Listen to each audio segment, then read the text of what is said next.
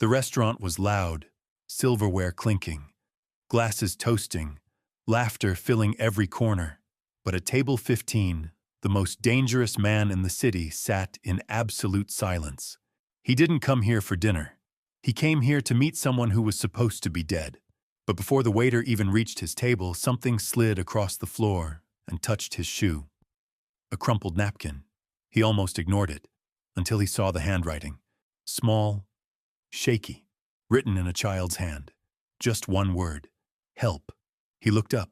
Across the room, a little girl stood frozen beside her mother, her lips trembling, her eyes begging, her tiny hand still half hidden behind her dress, as if she wasn't sure the message had reached the right person.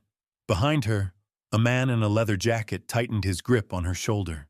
Too tight. Possessive. Dangerous. The waiter walked right past her, completely missing the fear carved into her eyes. But the Mafia boss didn't. His fingers slowly curled around the napkin, crushing it like a trigger he was seconds away from pulling. She had chosen him. Of all people in this room, she had chosen the one man capable of turning a quiet dinner into a war zone. And when he stood up, every bodyguard in the room froze because they had never seen that look in his eyes. Stay with me until the end, because what happens next will shake the entire criminal underworld and reveal why this little girl risked everything to reach the monster at table 15. Before we begin, don't forget to like this video, hit subscribe, and comment where you're watching from. Now let's get into it. Vincent Torino had been called many things in his 43 years. Monster, king, devil. But tonight, sitting in Romano's Italian bistro, he was just a man waiting for answers about a betrayal that had cost him everything 6 months ago. The restaurant buzzed with the usual Friday night crowd. Couples celebrating anniversaries, families sharing pasta, business deals being struck over wine. None of them knew they were eating dinner 20 feet away from the head of the most feared crime family on the East Coast. Vincent preferred it that way. Anonymity was power. The moment people recognized you, they either ran or started planning your funeral. He'd learned that lesson watching his father get gunned down outside a pizzeria when he was 12. His fingers drummed against the white tablecloth as he scanned the room. Marcus should have been here 15 minutes ago. Marcus, his former lieutenant, his childhood friend, the man who had supposedly died in a warehouse explosion that destroyed $3 million worth of merchandise and nearly triggered a war between the families. But Marcus wasn't dead. Vincent had proof. Photos, bank records, witness statements from people too terrified to lie. Marcus had staged his own death, stolen the money, and was now living under a new identity in Miami. Tonight was supposed to be their reunion. Vincent had sent word through the old channels. A simple message. Table 15, Romano's, 9 o'clock. Come alone or don't come at all. The clock on the wall read 9:17. Vincent's jaw tightened. Disrespect was a cancer in his world. You let one person get away with it, and suddenly everyone thought they could test you. He'd built his reputation on swift, brutal responses to even the smallest slights. But before he could signal his men to start looking for Marcus, something caught his attention. A flash of movement near the hostess station. A family being seated 3 tables away. The woman was in her 30s, blonde hair pulled back in a messy bun, wearing a floral dress that had seen better days. She kept glancing toward the exit, her hands shaking as she reached for her water glass. The man beside her was older, maybe mid-40s, with graying temples and expensive clothes that didn't quite hide the hardness in his eyes. He spoke in low, controlled tones, his hand resting possessively on the woman's arm. And between them sat a little girl, maybe 8 years old, with dark hair and enormous brown eyes that seemed to take in everything while revealing nothing. Something about the scene felt wrong. Vincent had spent decades reading people, learning to spot lies, fear, and danger in the tilt of a head or the twitch of an eye. This wasn't a happy family dinner. The woman flinched when the man leaned over to whisper something in her ear. The little girl sat perfectly still, like she was afraid that moving might trigger something terrible. Vincent's attention might have drifted back to watching for Marcus, but then the little girl turned and looked directly at him. Most children would have looked away immediately, intimidated by his cold stare. This one held his gaze for 3 full seconds, and in those seconds, Vincent saw something he recognized. Pure, desperate terror. The kind of fear that came from knowing you were trapped with no way out. The same fear he'd seen in his own reflection after his father's murder, when the rival families circled like vultures, waiting to carve up their territory. The little girl's eyes darted to her napkin, then back to Vincent. She picked up her crayon, the one she'd been using to color the children's menu, and began writing something. Vincent watched as she carefully tore off a corner of her napkin and crumpled it into a tiny ball. The man beside her was focused on his phone, scrolling through messages with the intensity of someone conducting business.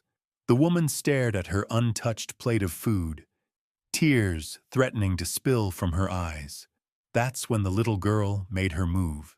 She dropped the crumpled napkin and gave it a small kick under the table. Vincent watched it roll across the restaurant floor, weaving between chair legs and server stations, until it came to rest against his Italian leather shoe. He bent down slowly, his movements casual, like he was adjusting his pant leg. His fingers closed around the tiny ball of paper. When he unfolded it, his blood turned to ice.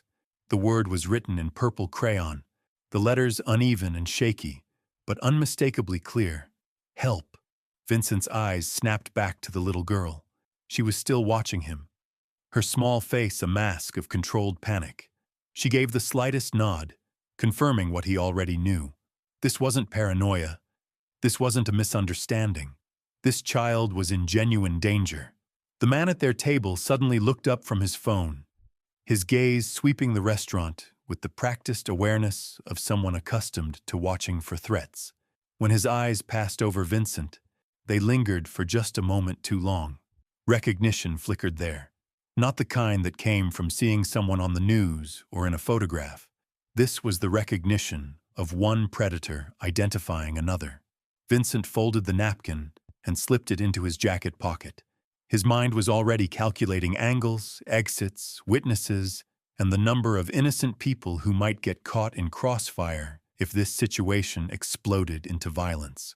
But first, he needed to understand what he was dealing with. The man's phone buzzed. He answered it with a curt, "Yeah," his voice carrying just far enough for Vincent to catch fragments. Something about a schedule, a departure time.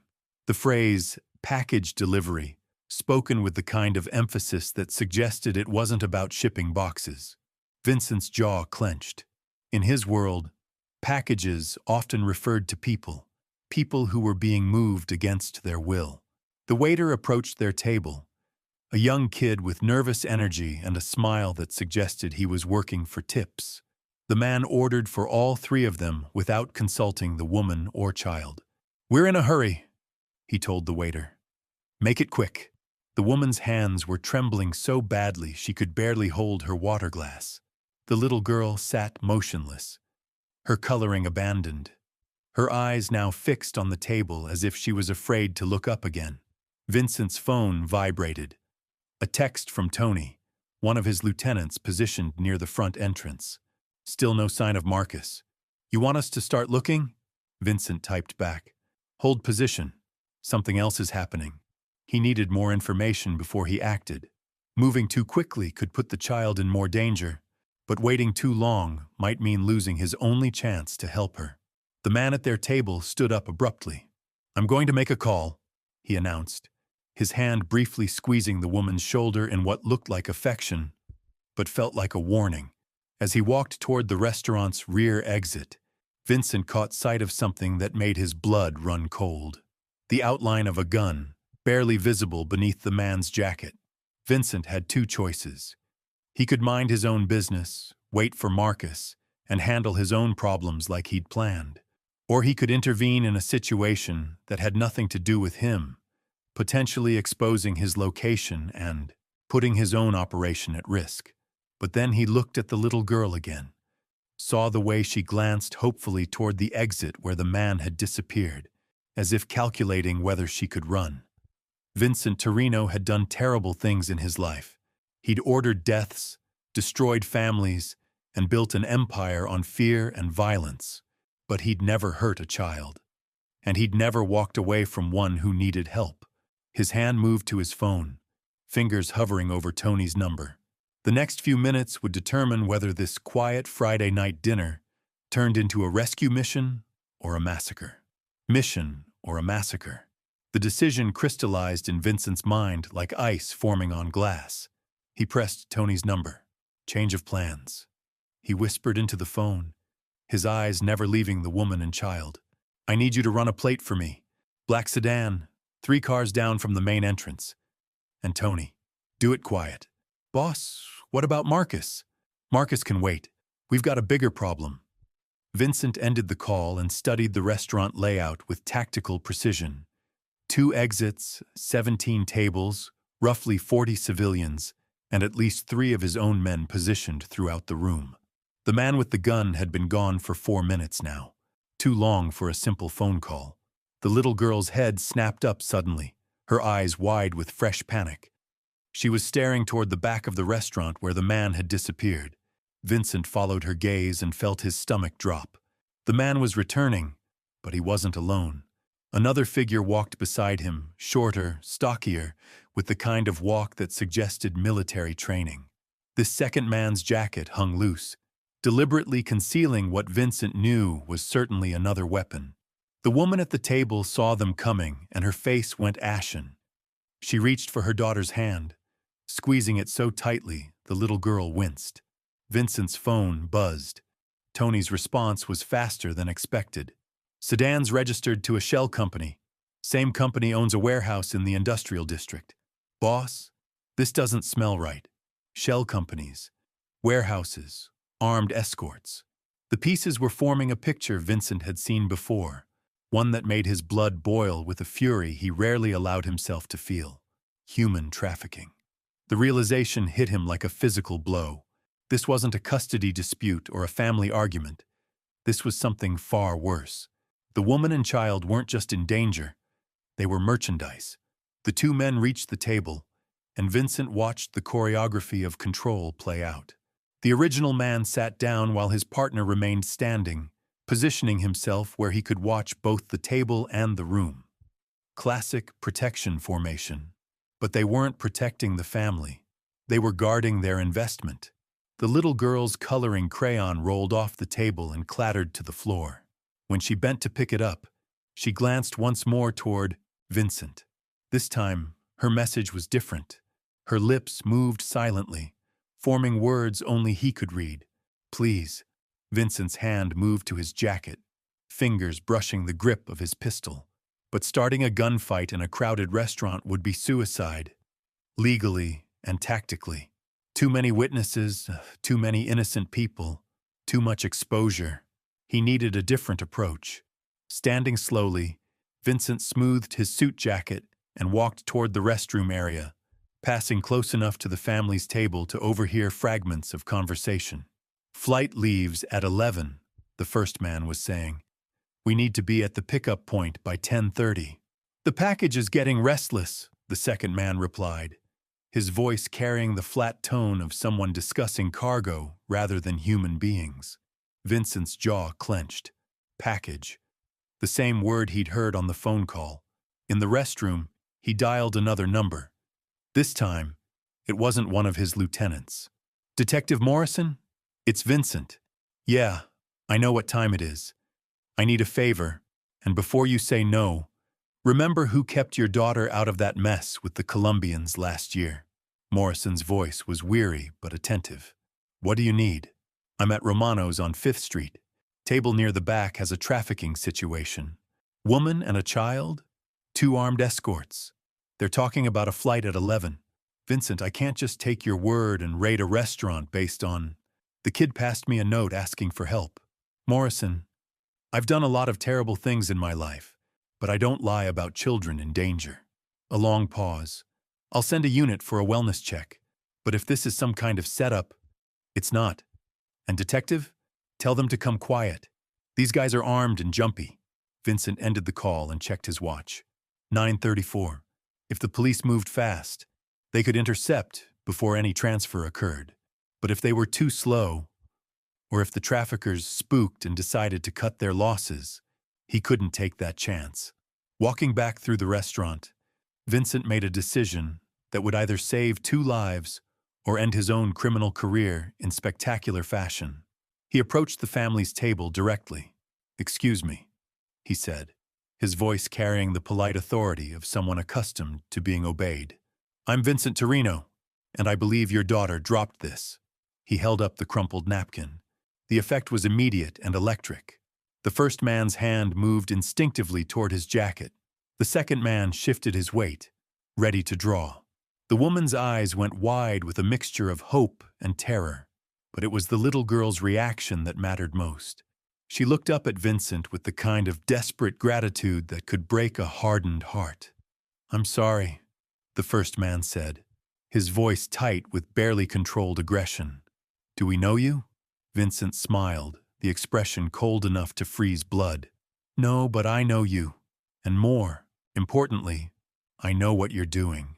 The restaurant suddenly felt quieter, as if the universe itself was holding its breath. At surrounding tables, other diners continued their conversations, oblivious to the fact that they were witnessing the opening moves of what could become a war. "I think there's been a misunderstanding," the second man said, his hand now openly resting on his concealed weapon. "The only misunderstanding," Vincent replied, his voice dropping to a whisper that somehow carried more menace than a shout, "is you thinking you could conduct business in my city without my knowledge?" The woman looked confused, not understanding the criminal terminology being exchanged above her head. But the little girl understood perfectly. She'd grown up in this world of coded threats and veiled violence. Her small hand crept across the table toward her mother's, seeking comfort in what might be their last moments together. That gesture, so innocent and terrifying, made Vincent's decision for him.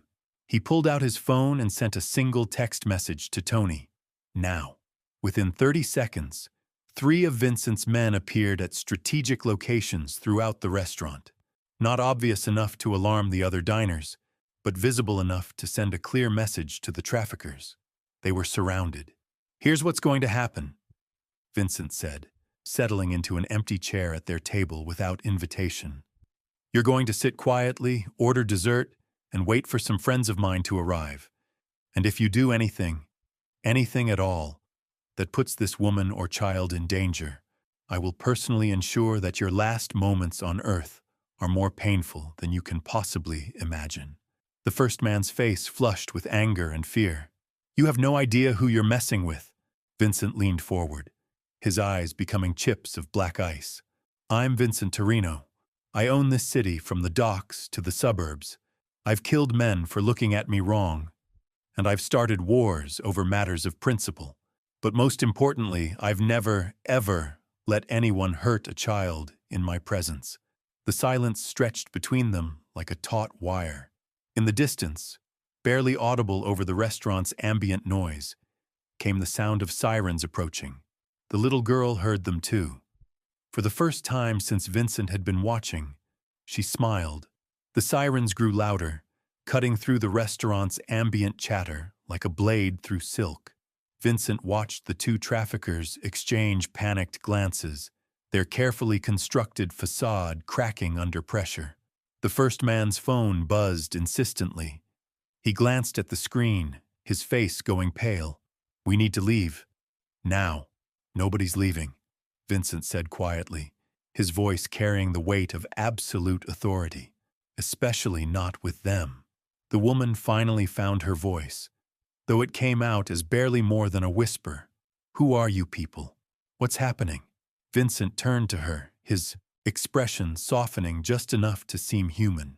"Ma'am, your nightmare is about to end, but I need you to trust me and stay very still." The little girl tugged on her mother's sleeve. "Mommy, the nice man is helping us." "Nice man." Vincent almost smiled at that. He'd been called many things, but nice wasn't one of them. Yet somehow, this 8-year-old had seen past his reputation to something deeper. The second trafficker was growing agitated, his hand twitching toward his concealed weapon. "This is insane. We're walking out of here right now." "Try it," Vincent said, his tone dropping to absolute zero. "See what happens." As if summoned by his words, Tony appeared beside their table, his massive frame blocking any potential escape route. Behind him, Vincent could see his other men moving into position, casual but deadly. The restaurant's front door chimed, and two plainclothes detectives entered, their trained eyes immediately scanning the room. Detective Morrison was one of them, a thin man with gray hair and the weathered look of someone who'd seen too much. Vincent caught Morrison's eye and gave the slightest nod toward their table. The detective's gaze shifted to the family, taking in the woman's terrified expression, the little girl's tear-stained cheeks, and the two men who looked like they were seconds away from bolting. "Evening, folks," Morrison said, approaching with his badge visible but not threatening. "We received a call about a possible disturbance. Everything all right here?" The first trafficker forced a smile that looked more like a grimace. "Just a family dinner, officer. No problems here." "Is that so?" Morrison's partner, a younger detective with sharp eyes, focused on the woman. "Ma'am, are you here voluntarily?" The woman's mouth opened, but no sound came out. Years of conditioning, threats, and fear had taught her that speaking up only made things worse. But the little girl had no such conditioning. "They took us from our house," she said, her voice clear and strong despite her tears. "They said we were going on a trip, but we didn't want to go. The man said bad things would happen to Mommy if I didn't behave." The temperature in the room seemed to drop 10 degrees. Morrison's hand moved instinctively to his service weapon, while his partner stepped closer to the family. "Sweetheart," the second detective said gently, "can you tell me your name?" "Emma. Emma Rodriguez. This is my mommy, Maria. We live on Maple Street. But these men came to our house 3 days ago." 3 days. Vincent felt a cold rage building in his chest. These monsters had been terrorizing a mother and child for 3 days, and nobody had noticed they were missing. The first trafficker made his move then, lunging to his feet and reaching for his gun. But he'd forgotten about Tony, who moved with surprising speed for such a large man. The trafficker's wrist cracked audibly as Tony twisted it, sending the weapon clattering across the floor. The second man tried to run, but Vincent was ready. He rose smoothly, intercepting the fleeing trafficker with a precise movement that sent him crashing into an empty table. The restaurant erupted into chaos. Diners screamed and dove for cover. Chairs overturned, glasses shattered. But through it all, Vincent kept his eyes on Emma and Maria, making sure they stayed safe. "Get them out of here," he told Morrison, who was already moving to shield the family. "Vincent," the detective said quietly, "I need you to step back. Let us handle this." "They're handled," Vincent replied, watching as Tony zip-tied both traffickers while they groaned on the floor. "But this is bigger than just these two idiots." He pulled out his phone and showed Morrison a series of text messages Tony had forwarded.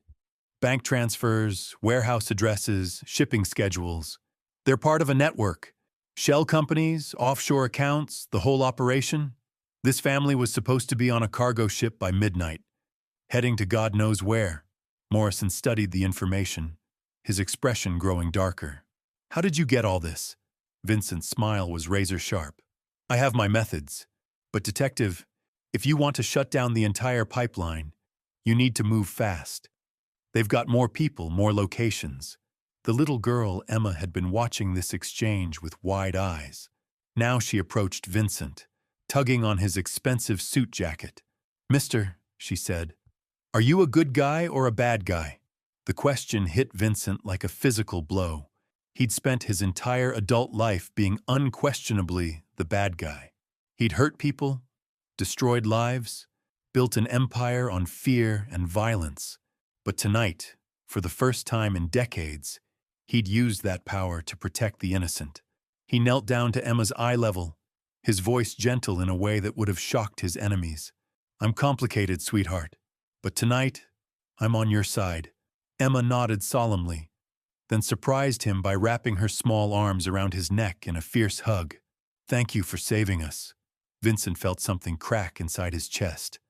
Some wall he'd built years ago crumbling under the weight of a child's gratitude. Maria Rodriguez finally found her voice. I don't understand what happened. Who were those men? Why did they take us? Morrison exchanged a glance with Vincent before answering. Ma'am, you and your daughter were victims of human trafficking. These men were planning to sell you. The words hung in the air like poison. Maria's legs gave out, and she would have collapsed if Tony hadn't caught her arm. But why us? She whispered. We're nobody special. We don't have money or connections or... That's exactly why, Vincent said grimly. People who won't be missed right away. Single mothers, children, immigrants. Anyone society tends to overlook. He turned to Morrison. Detective, they mentioned a warehouse in the industrial district. Shell company called Meridian Holdings. If you move now, you might catch the rest of the operation.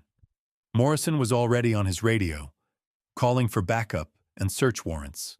Within minutes, the restaurant was swarming with federal agents, local police, and crime scene investigators.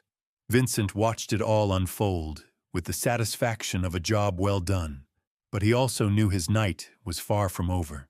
Marcus still hadn't shown up, which meant either he was dead, in hiding, or planning something even more dangerous. Emma appeared at his side again, having broken away from the paramedics who were checking her over. Mr. Vincent, she said, will you make sure they don't come back for us? The question revealed a wisdom beyond her years. She understood that removing 2 men didn't eliminate the threat. These organizations had tentacles everywhere, connections that ran deep into legitimate businesses and corrupt officials. Vincent looked at this brave little girl who had risked everything on the hope that a stranger might help her, and made a decision that would change the trajectory of his entire criminal career. Emma, he said, I promise you that no one will ever hurt you or your mother again. I give you my word. It was a promise that would cost him millions in protection expenses, require him to declare war on trafficking operations throughout the city, and force him to walk a line between his criminal empire and something resembling justice. But as he watched Emma's face light up with relief and hope, Vincent realized that some promises were worth any price. The little girl who had written "help" on a napkin had done more than save herself and her mother. She had reminded a monster that somewhere deep inside, he still had a soul worth saving. And that revelation would shake the criminal underworld to its very foundations. The warehouse raid that followed would become legend in law enforcement circles. Within 2 hours of Emma's rescue, federal agents had surrounded the Meridian Holdings facility like a steel trap closing. What they found inside defied their worst expectations. 43 people, men, women, children, all scheduled for transport within the next 6 hours. The operation was bigger than anyone had imagined, with connections stretching from the Canadian border down to Mexico and beyond. But Vincent wasn't there to see the arrests. He had other business to attend to. At 11:47 p.m., his phone finally rang. Marcus, the ghost who had started this entire evening. Vinny, came the familiar voice, though it carried an edge Vincent had never heard before. Heard you caused quite a scene at Romano's tonight. Where are you, Marcus? Close enough to know you just declared war on some very dangerous people. The Kozlov organization doesn't forgive interference with their business operations. Vincent felt ice form in his veins. The Kozlovs, Russian Mafia, the most ruthless trafficking network on the East Coast. He'd just painted a target on his back that would never disappear. You set me up, Vincent said, the pieces finally clicking into place. The meeting, the restaurant, the timing, you knew they'd be there? Marcus laughed, but there was no warmth in it. I needed you distracted while I handled some unfinished business. Your warehouse on Pier 47, $3 million in cash and product. Consider it payment for all those years of friendship. The line went dead. Vincent stared at his phone, realizing he'd been played by a master. While he was rescuing Emma and Maria, Marcus had been robbing him blind. But the betrayal ran deeper than money. Marcus had known about the trafficking operation, had probably been feeding information to the Kozlovs for months. Vincent's own lieutenant had been complicit in the horror they'd witnessed tonight. Tony appeared beside him, his face grim. "Boss, Pier 47 is cleaned out. Professional job. They knew exactly where everything was hidden. How much? Everything. Cash reserves, product, the entire Eastern operation's liquid assets." Vincent nodded slowly. In one night, he'd lost a fortune, gained deadly enemies, and discovered that his closest friend was a traitor. By any measure, it should have been a disaster.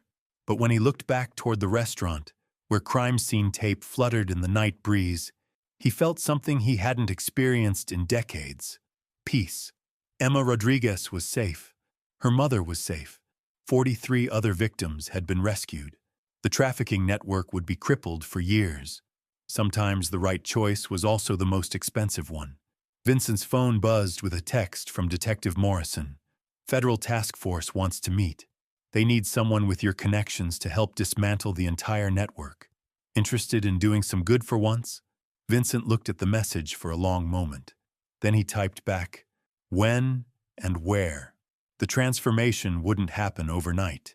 Vincent Torino was still the head of a criminal empire, still a dangerous man with blood on his hands. But Emma's napkin had started something that couldn't be undone. Within a week, word spread through the underworld that Vincent's organization was off-limits to human traffickers. Anyone caught moving people through his territory would face consequences that made prison look like a vacation. The Kozlovs tested him twice.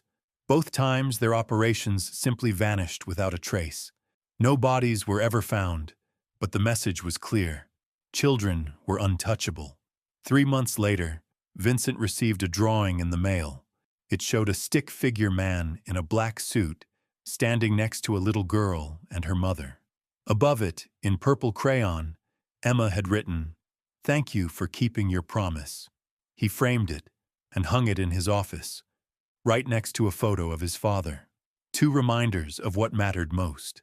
Legacy wasn't about the empire you built or the enemies you destroyed. It was about the moments when you chose to be better than what the world expected. Vincent Torino had spent 43 years being the monster everyone feared. But one 8-year-old girl with a crayon had reminded him that monsters could choose to be protectors instead. The war with the Kozlovs would rage for years.